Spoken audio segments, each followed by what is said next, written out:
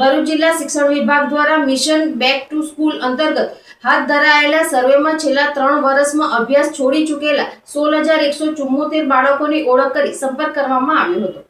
ઈડીએસ portal અને early warning system દ્વારા 3,254 વિદ્યાર્થીઓ ભવિષ્યમાં ડ્રોપઆઉટ થવાના જોખમ હેઠળ હોવાનું સામે આવતા તેમના વાલીઓ સાથે કાઉન્સેલિંગ શરૂ કરવામાં આવ્યું છે. તંત્રના પ્રયાસોથી અત્યાર સુધીમાં 1,497 બાળકોને ફરી શાળામાં પ્રવેશ આપવામાં આવ્યો છે.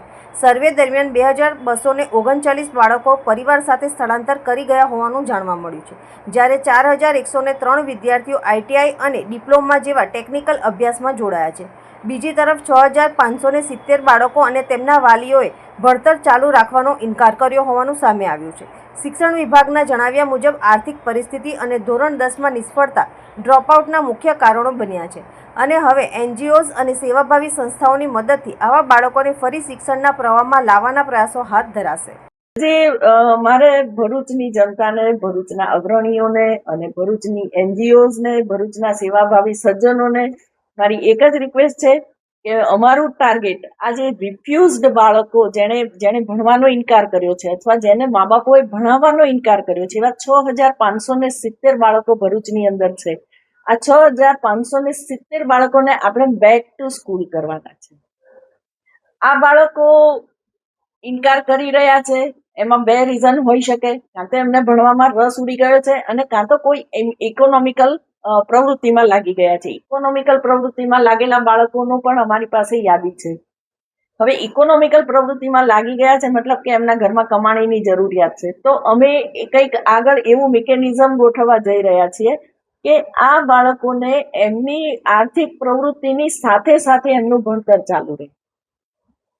એટલે કે Gujarat state open school, national open school, એમાં એમનું એનરોલમેન્ટ કરાવવું અને એમને ભણાવવા માટે એમની કામગીરીના કલાકો બાદના કલાકોમાં એમને શિક્ષણ મળી રહે એવું કંઈક મિકેનિઝમ અમે ગોઠવવા જઈ રહ્યા છીએ કે જેથી એ લોકો કમસે કમ પોતાનું સ્કૂલિંગ, પોતાનું શાળાયી શિક્ષણ પૂરું કરે 12મા ધોરણ સુધીનું.